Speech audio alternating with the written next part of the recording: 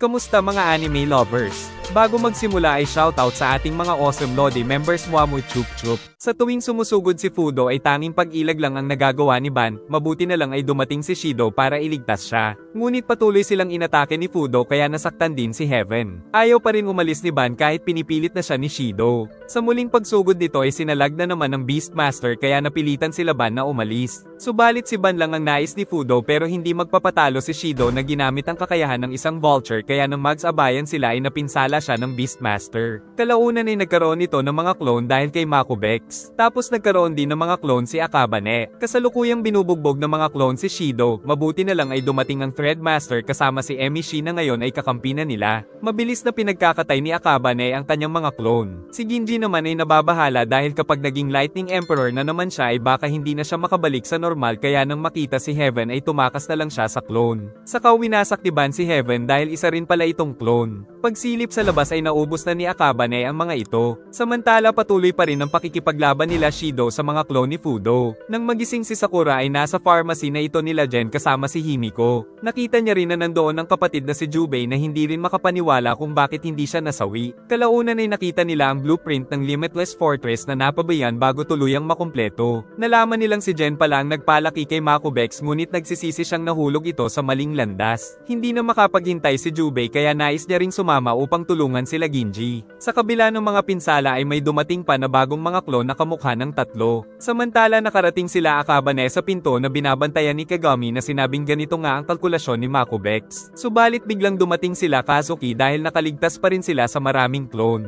Dahil nagkamali ng kalkulasyon si Makubex ay wala na siyang ganang lumaban kaya pinapasok na sila sa pinto kung nasaan si Makubex na kanina pa naghihintay. Kahit anong pakiusap nila ay desidido na si Makubex na gawin ang plano. Kaya pinaalala ni Shido na noon ay magkakasama sila sa vaults. Dahil ayaw makinig ni Makubex ay sinugod ito ni Ginji subalit nasalag ang kanyang suntok at kumalat ang kuryente patungo sa mga kasama dahil lahat ng nasa silid ay kontrolado ng Boy Genius. Kalaunan ay napunta sila sa tiyan ni Makubex at nang tinusok niya ang tiyan ay tinamaan si Kazuki. Tila nasa loob talaga sila ng tiyan dahil sa makatutuhanang texture ng paligid. Nagsimulang sumugod si Ginji ngunit pinatalsik lang ng Boy Genius. At nais nang tumulong ng mga kasama pero pinipigilan sila ni Ban dahil laban ito ni Ginji. Samantala ang grupo nila Himiko ay patungo na rin sa kinaroroonan nilang silid.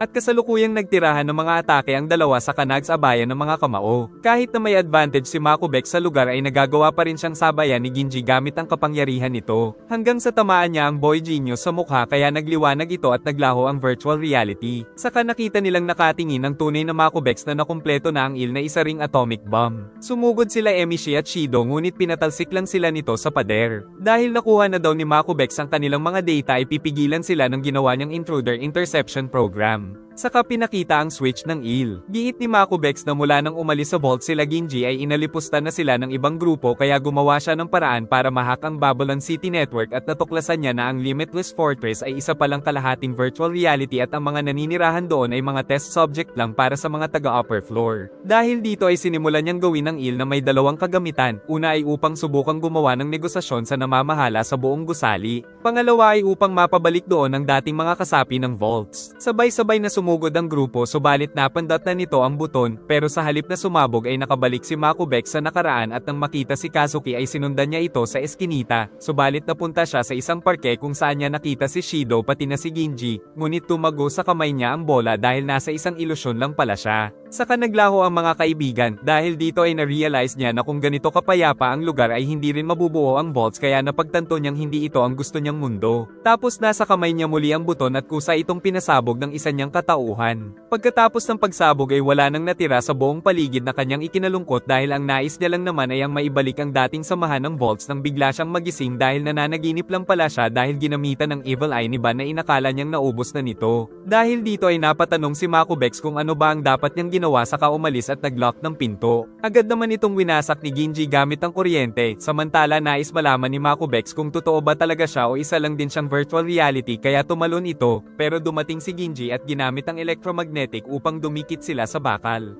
Ngunit ayaw nang mabuhay ni Makubex kaya pinaliwanag ni Ginji na malulungkot silang lahat kung mawawala siya. Saka dumating ang mga kasama at iniligtas sila. Dito ay napagtanto ni Makubex na marami pa rin ang nagmamahal sa kanya sa kabila ng kanyang mga nagawa. Kalaunan ay winasak nasaktan niya ang Il dahil hindi na ito kailangan. Saka nangako itong ipapagpatuloy ang laban sa mga taga Babylon City at magtatatag siya ng bagong vaults. Bago sila umalis ay nagpaalam na ang grupo ngunit dismayado si Akabane dahil hindi niya nakamtan ang kasiyahan sa labanan. At nang umalis sila ay nais sanang sumama ni Ren, subalit nalaman niyang hindi siya nag-e-exist sa labas dahil isa lang siyang virtual reality sa loob ng Limitless Fortress. Habang si Kagami ay nais magmatsyag kung ano ang susunod na mga mangyayari. Nagmensahe rin si Makobex kay Lolo Jen ng pasasalamat dahil sa kanyang mga itinuro. Sa labas ay ibinigay na nila ang chip na hinihingi ng kliyente pero nais pala sila nitong ipaligpit kaya sa sobrang inis ay sila ang niligpit ni Akabane. Dahil dito ay pansamantalang naibsan ang kahayukan ni Mr. Jackal sa dugo. Kalaunan ay nakauwi na ang dalawa na sinalubong ni Natsumi. Subalit wala silang kinita kaya kailangan na namang umutang ng makakain. Ang sumunod nilang trabaho ay ang mabawi ang nawawalang singsing. At kailangan nila ng pera upang makabili ng bagong kotse. Nagtungo sila sa spring dahil doon daw nawala ang singsing ng kliyente. Ngunit naiisip nilang sumilip sa kabila na paliguan ng mga babae. Sa kanilang pagtatago ay bumagsak kay Ban ang isang bagay kaya muntik din silang mabisto. Pero nakita nilang puro mukhang kalaban pala ang mga naliligo sa kabila. Subalit sa kanilang pag-alis ay saka naman sumalakay ang magnanakaw ng alahas kaya kaagad nila itong hinabol ngunit nahulog ang batong pinatungan ng dalawa. Umiiyak si Paul dahil kailangan niyang dagdagan ang sahod ni Natsumi nang matalo siya sa pastahan nila. Subalit nang makipagpustahan rin si Ban ay lumaban muli si Paul pero kaagad lang siyang tinalo ni Ban kaya hindi na magbabayad sila Ban at Ginji ng mga utang nila. Sunod ay nakipagpustahan naman sila kay Natsumi pero di nila inaasahan na mahusay pala ito kaya paulit-ulit silang tinalo. Dahil dito ay kailangan nilang ilibre ng cake si Natsumi araw-araw. Kalaunan ay hinanap na nila ang magnanakaw ng alahas sa spring nang makita ang isang babaeng naliligo kaya ginapang nila ito. Pero hindi inaasahan na si Kazuki pala ang naliligo kaya isinabit sila. Habang naliligo si Heaven ay tinanggal niya muna ang relo na nakita ng magnanakaw. Giit ni Kazuki na sinusubukan nila kung gagaling ang paningin ni Jubei dahil meron daw himala sa spring na ito. Subalit ang napansin ng dalawa ay para silang magjowa kahit parehong lalaki. At habang abala sila Heaven ay biglang kinuha ang kanyang relo kaya agad itong hinabol ng Getbackers ngunit pagtalo ni Ban nasa bangin na pala siya at nahulog sa spring. Doon ay nakita nila ang mga alahas dahil mga unggoy pala ang mga nangunguha ng mga ito subalit napakalalakas sa suntukan kaya nabugbog ang dalawa. Dahil kailangan nila ng susunod na kliyente ay namigay sila ng mga flyers. Nang makiusap ang isang lalaki na hanapin ang nawawala niyang briefcase. Ayon kay Mr. Sasakida ay sinaway niya ang mga maiingay na kabataan pero hindi nagustuhan ng mga ito ang ginawa niya. Kaya pagbalik niya galing sa CR ay nawawala na ang kanyang briefcase kaya lagot siya sa boss niya pag nalaman na nawawala ang mga dokumento. Samantala sa labas ay may nagmamasid sa kanila.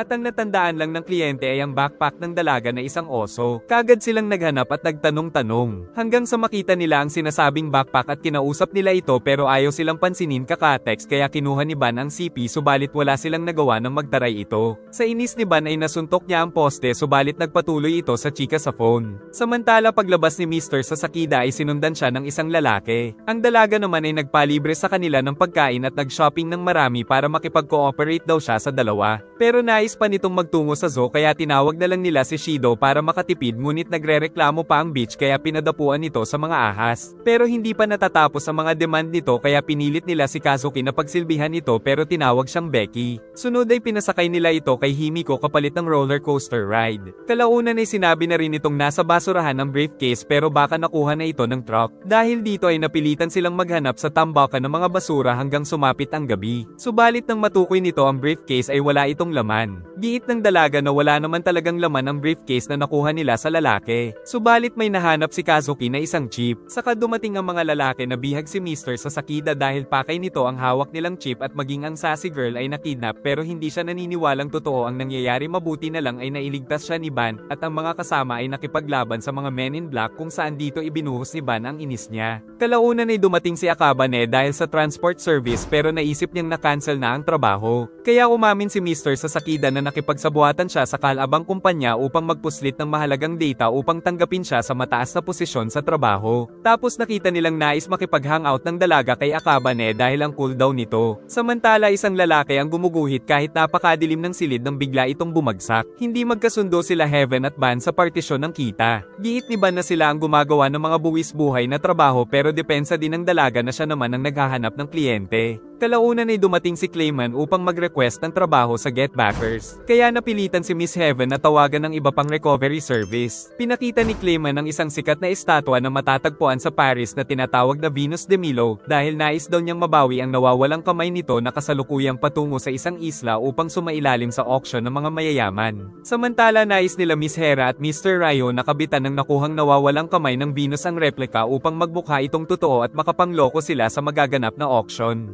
Paglabas ay siniguro ni Miss Hera sa kasama na magbantay dahil nabalitaan niyang may nais kumuha ng nawawalang kamay ng Venus. Samantala nag-travel na ang dalawa upang isagawa ang plano. Nang dumating ang isang truck na nakita nilang si Emishi at nais sila nitong dalhin sa patutunguhan pero niloko lang pala sila upang mapigilan sila sa trabaho dahil na-hire daw siya ni Heaven. Subalit pag-alis nito ay ligtas pala ang dalawa at pagdating ay nakita ni Emishi na ginamitan pala siya ng Evil Eye. Pero ikinatuwa pa ito ng kasamang si Shido dahil nabawasan ang Evil Eye ni Ban. Mula sa malayo ay nagmasid sila Ban sa barko. Nang bigla silang atakihin kaya napailag ang dalawa at nakitang si Mr. Jackal pala ito na nagtatrabaho bilang transport service. Agad itong sinugod ni Ban ngunit napakabilis din itong kumilos. Saka inihagis ang sombrero at pagbagsak nito ay gumamit si Ban ng smoke bomb saka sila tumakas ng partner. Nadismaya daw ang kasama ni Jackal dahil nakipag-partner si Ban sa mukhang mahina. Giit ni Akabane na ito ang Lightning Emperor. At sinabi naman ng lalaki na si Ban ang pinakanais niyang patayin sa buong mundo. Nagtago ang dalawa sa isang barrel upang makapuslit sa barko. Subalit ginamit ni Kalbo ang espesyal na espada para hatiin ito sa gitna. Tapos muling nabuo dahil sa dalawa. Saka sila nagpakita at nakipaglaban kay Kalbong swordsman. Si Ginji naman ay pinagsusuntok ng isa pang kalbo kaya pinatikim niya ito ng kuryente pero walang tumayong buhok dahil kalbo, ngunit ang isa ay sinuntok siya ng may kapangyarihan. Plano ni Ban na tumakas kaya mauna na daw si Ginji sa barko, ngunit hindi pinansin ng mga ito si Ban kaya nagmadali siyang tumalon sa barko pero nag-aabang si Natsuhiko na dating kakilala at hiniwa siya kaya si Ginji lang ang nakasakay. Labis na nag-alala si Ginji sa partner in crime.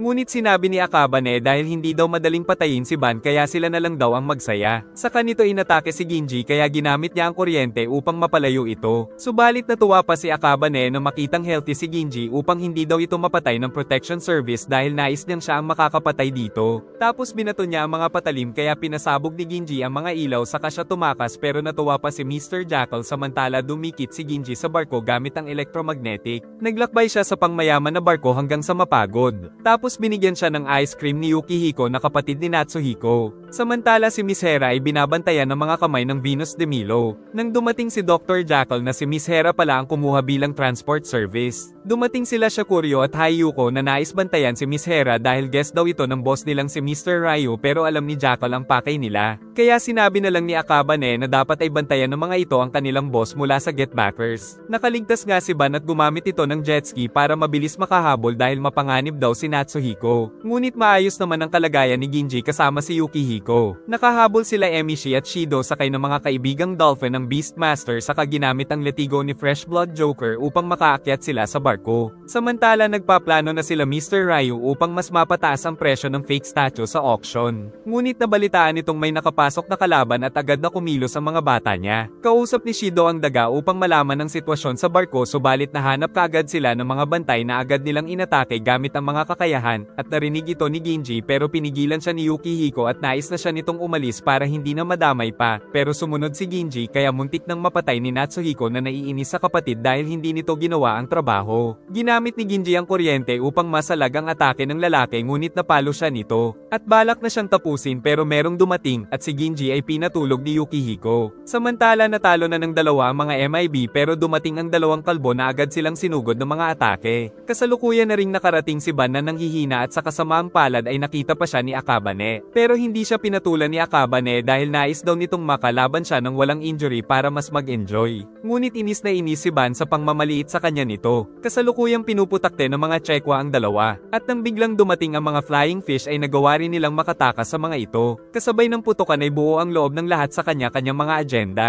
Kalaunan ay nakita ng dalawa si Ban subalit wala itong panahon na makipaglaro kaya agad na binanatan si Emishi at napasugod din si Shido ngunit umilag siya ng malamang seryoso ito subalit kalaunan ay natumba. At binatukan na lang ito ni Emishi para makabawi. Ibinaba na ang mga angkles saka pinag-utos ni Mr. Ryu sa mga kapwa kalbo na tapusin ang mga intruder. Nang magising si Ginji ay hindi ito makakilos dahil dineslocate ni Yukihiko ang mga buto para hindi daw siya makatakas. Ngunit pagdating ni Miss Hera ay nais niya itong ipaligpit kay Akabane. Pero sinabi ni Yukihiko na gagamitin na lang nilang hostage si Ginji para mapigilan si Ban. Nakilala ni Ginji si Miss Hera dahil ito ang kasintahan ng kakilala niyang artist na si Kate sa Limitless Fortress. Ngunit ayaw nang marinig ni Miss Hera ang pangalan nito dahil sa nakaraan ay ginawa pala siya nitong model sa ginuguhit na larawan upang malagpasan ang kagandahan ng Venus de Milo, pero nang makita ni Kate ang estatwa ay napagtanto nitong malabong mahigitan niya ito kaya winasak ang drawing at itinulak si Hera. Dahil namumuhi si Hera sa tunay na Venus ay nais niyang gawing totoo ang replika mula kay Mr. Ryu sa pamamagitan ng paglagay dito ng totoong nawawalang mga kamay ng Venus. Pero hindi maintindihan ni Ginji kung bakit ganito ang napili niyang paghihiganti kaya nag-offer siyang tulungan si Hera pero ipinag-utos nito kay Yukihiko na tapusin ang binata. Ngunit nang pumasok sila Mr. Ryu ay tumalon si Ginji upang maayos ang dislocated na balikat at saka tumalon sa bintana. Subalit hindi siya makalangoy dahil dislocated pa rin ang dalawang paa. Nagising naman si Ban at nakausap ang dalawang tumulong sa kanya. At nalaman nitong ang pinapakuha sa kanila ni Heaven ay ang replika na hawak ni Mr. Ryu dahil ito ay gawa sa premium drug na tinatawag na Aphrodite. Dahil dito ay nagkasundo silang magtulungan dahil ang pakay naman nila Ginji at Ban ay ang mga kamay ng Venus. Samantala nakaligtas pa rin si Ginji kahit gamit lang ang isang kamay subalit nalaman niyang may sumusunod sa kanya, mabuti na lang ay si Ban ito at ang dalawa pang kasama kaya inayos ni Shido ang dislocated na katawan ng binata. Subalit nalagyan pala siya ng transmitter kaya nalaman ng kanilang lokasyon at napaligiran ng napakaraming baril. Agad silang kumilos at tinalo ni Ban ang isa sa kasinalag ni Ginji ang mga bala at kinoryente ang mga ito. Si Emishi ay ginamit ang mahabang letigo at si Shido ay ginamit ang kakayahan ng isang halimaw upang makatakas sila sa mga ito, subalit dumating ang dalawang Chekwa. Pinaalala naman ni Ban na napakamapanganib ni Natsuhiko bago sila maghiwalay ni Ginji. Samantala inihahanda na nila Mr. Ryu ang replika ng Venus. Sa kasamaang palad ay nakita pa ni Ban si Akabane kaya agad siyang naglaho at inatake ito. Gumamit ng Bloody Hurricane si Mr. Jackal at pinaligiran ng mga blade si Ban hanggang sa patamaan siya ng mga ito subalit nakaligtas at inatake ang kalaban. At nagawa nilang mapunit ang damit ng isa't isa. Sinuntok ni Shido ang isang kalbo subalit napakainit ng atake nito. Samantala si Emishi ay kalaban ng swordsman Chekwa na may glass sword.